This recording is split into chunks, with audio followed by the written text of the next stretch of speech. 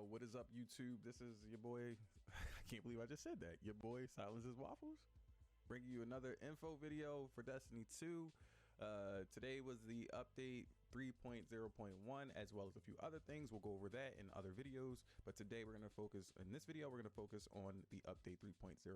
All right, so as we stated last week on a TWAB, next gen consoles were introduced just recently, and you got your PS5, your Xbox Series X and S, all with different resolutions, frame rates, and support. Field of vision, sliders, loading times, cross generation play, all that kind of stuff will be supported coming this year in 2021. All right, but they go over some things that are now on the plate right now as we speak. All right, that's happening right now. So let's go over the list here. So we got the features for resolutions, frame rate, like I said, the 120 hertz support for the next gen consoles. Not on the Xbox Series S. I don't know the difference between the S and the X. Somebody has to tell me that. But whatever the case may be. So here we go.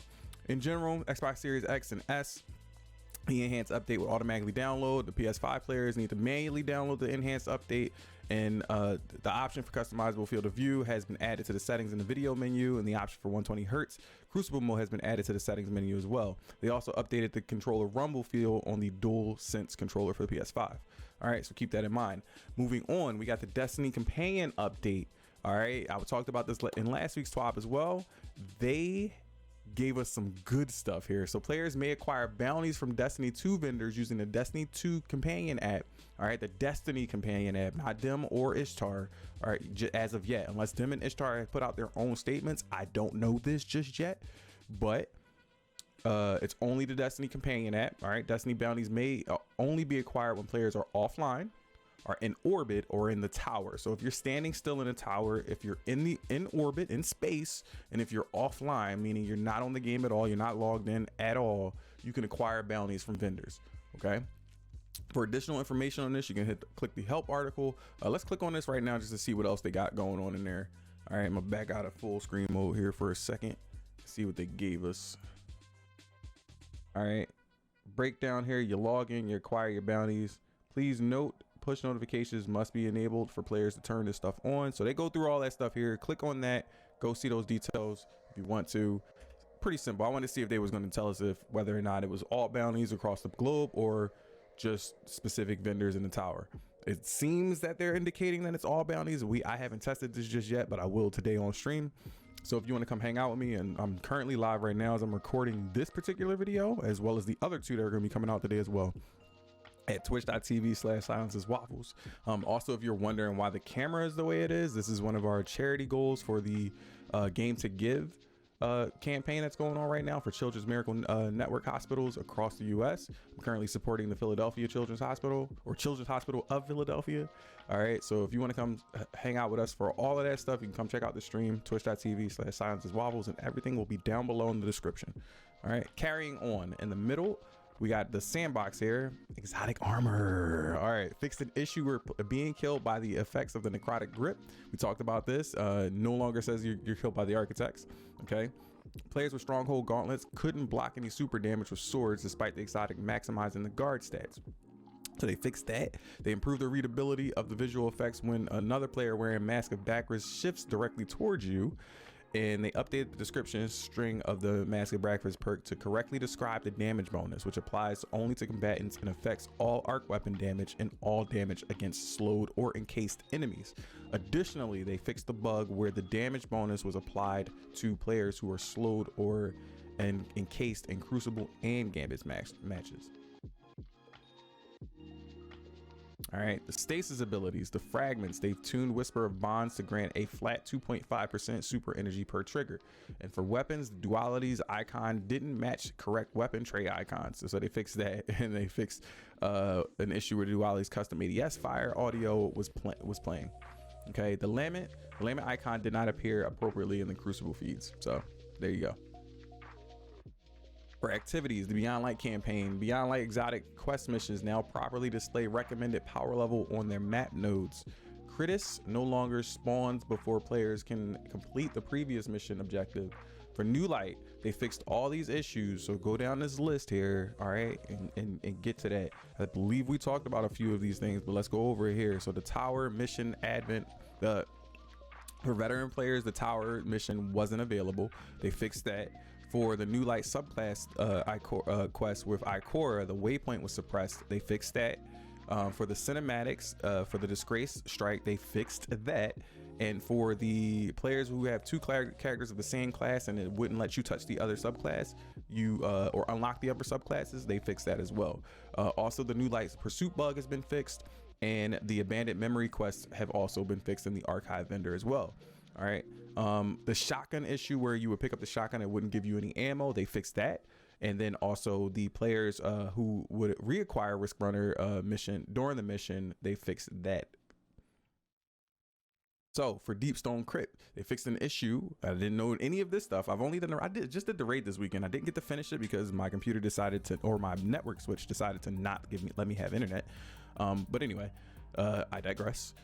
The raid was actually pretty fun. I liked it. The team that had walked me through it was a heavy carry, and it was pretty simple. I got to see all the mechanics and see what it was like to be inside of it, and it was pretty good. I got up to the final boss encounter. I didn't get to finish the entirety of the raid because of internet issues, but I plan on going back in this week and seeing if we can get a full first clear. So it's pretty cool. And I think I also got an achievement for the ghost shell because they showed me that. So we'll see.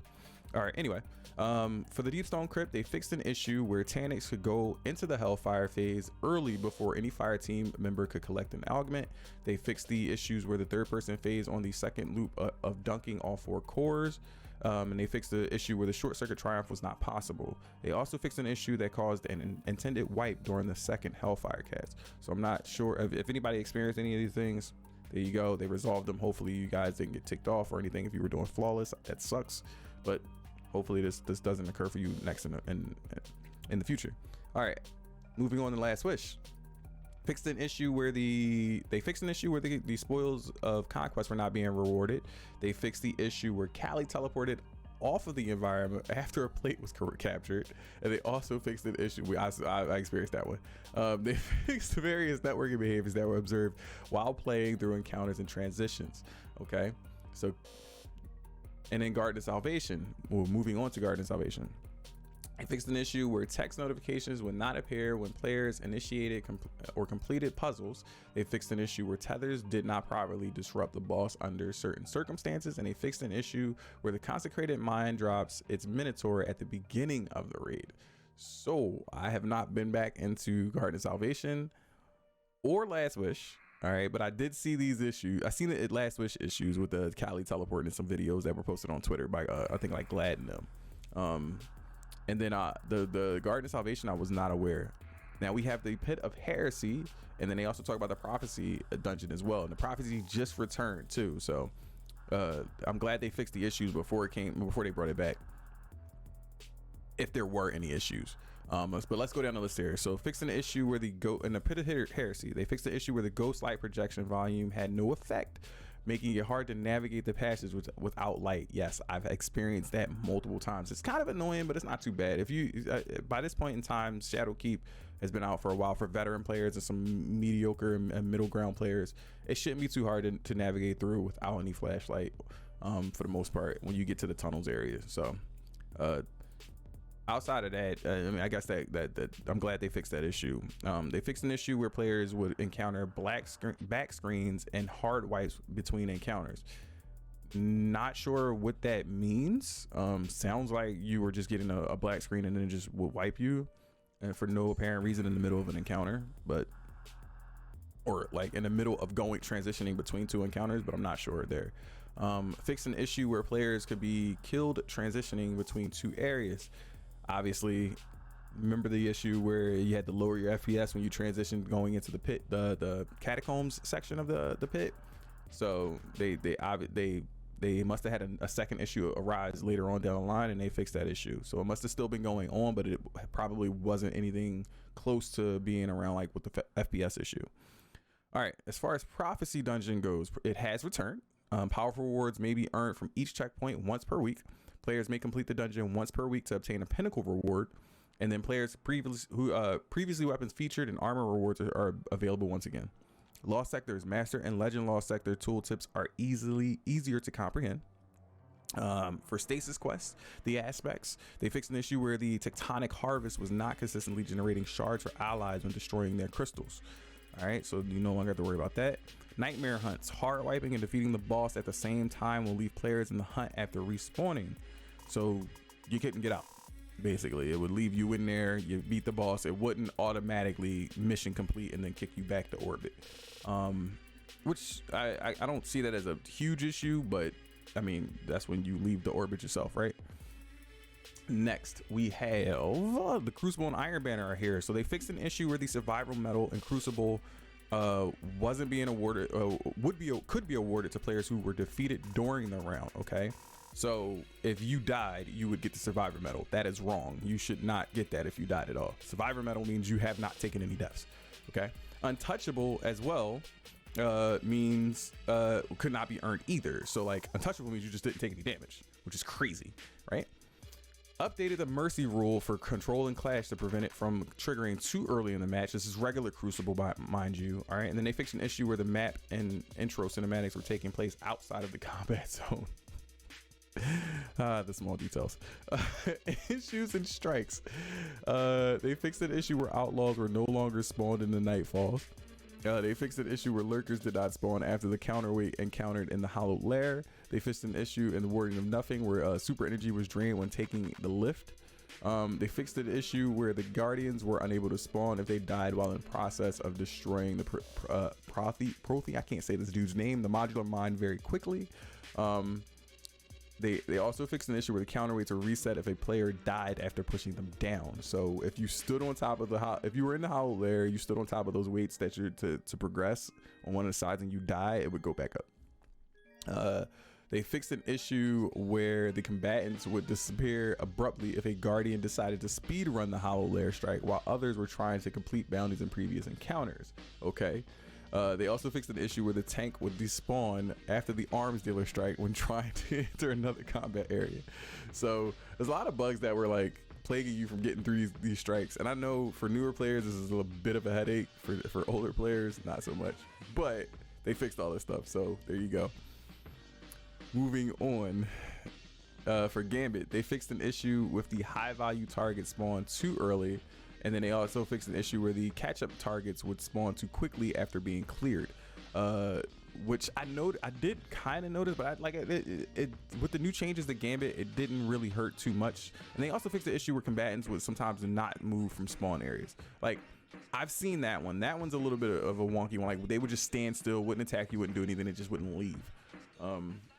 So like a lot of the Gambit issues, I didn't notice too much. The high value target spawns were a bit weird, but with all the chaos that's going on in Gambit, it's kind of hard to tell.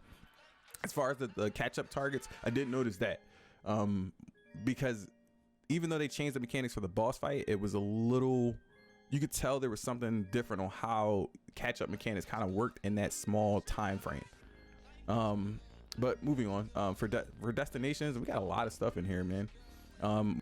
For destinations, they had a few little bugs, I guess. So they fixed a rare case where the Conflux watch servitor in a public encounter for the Empire Hunt, the Technocrat, could become permanently immune. And then they fixed an issue where players with full quest inventories could still purchase Fallen Empire weapon quests from Varix. That was a huge bug. I remember that one.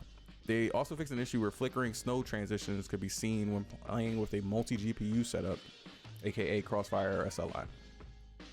As far as the Cosmodrome goes, they added destination material spawns. They added destination material spawns to the Cosmodrome Regions chest.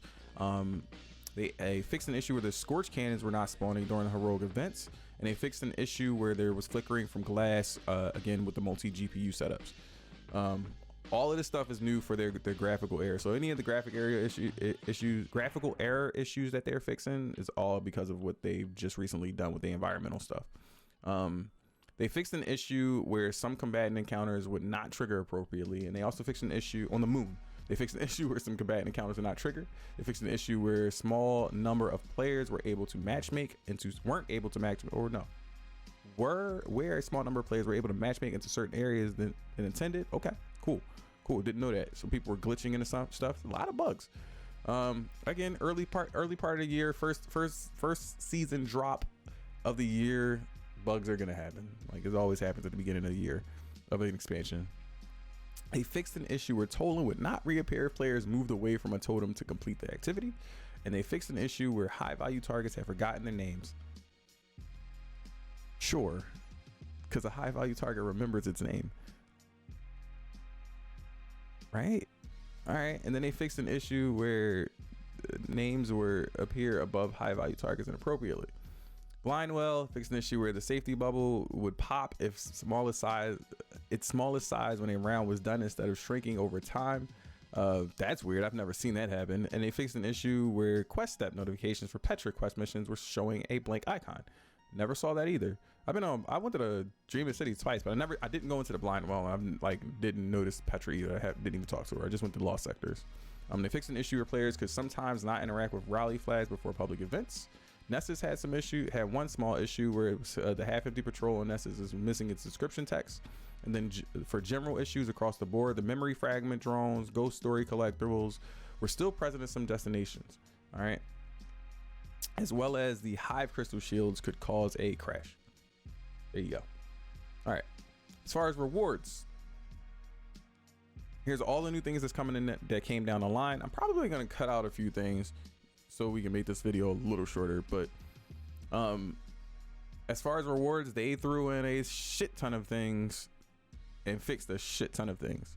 All right, but those are in other videos. Europa and Comfort Zone Strikes now award destination materials upon completion. There's people in my chat flipping out. Upon completion, Lunar Ghost Bundle no longer pops an erroneous out of space warning when opening. Exotic armor awarded in solo PED Lost Sectors now drops on a knockout list. They fixed a bug preventing Raul's icon from flashing when Beyond Light bonus items were available to claim. These things are very annoying. They fixed a bug where the evasive maneuvers raid perk would sometimes fail to activate if you switch to the mod in the middle of the encounter. They fixed a bug where Icefall Mantle description did not mention the slow field it generates when activated.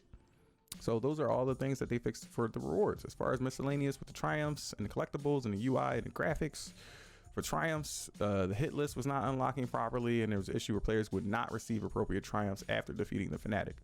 The monuments to Lost Light, they fixed that issue to where the waypoint stopped blinking after you own all the exotics, or even just have something to buy the exotics. Like if you had a cipher in your inventory, it would flash. Very annoying. For the collections, the badges and armor sets were fixed, and these are all small little issues that really don't matter as far as like full gameplay. So if you care, keep going, reading on. I have it all on the screen here. Boom, there you go. Because this video has already hit 18 minutes, and I'm probably gonna chop out a lot of this stuff. You're not gonna see it, so I'm gonna keep this part in there though. No, not really. But anyway, so the aspects of the fragments on the stasis subclass screen were appropriately disabled and currently applied. They were back it up. Aspects of fragments on the stasis subclass screen now appropriately display currently applied when they're applied in another slot. And they fixed an issue with inverted colors in some dark areas with the HDR. And that's it. That's the entire update. Go if you want to go dig a little bit deeper. And again, if you missed anything, if I missed anything during this video, you can always go to bungie.net and check out Destiny Update 3.0.1. Read it for yourself. All right. But that's going to be it for me today. I'm going to keep scrolling back and forth here. Appreciate y'all checking out the video. If it helped you, if it informed you on anything, if it helped fill in the gaps for the times that for stuff that you didn't want to go read, I appreciate it. Make sure you get a video a like, share it, maybe even subscribe to the channel. I'll be posting up more videos as well. And I will catch you guys in the next one. Peace.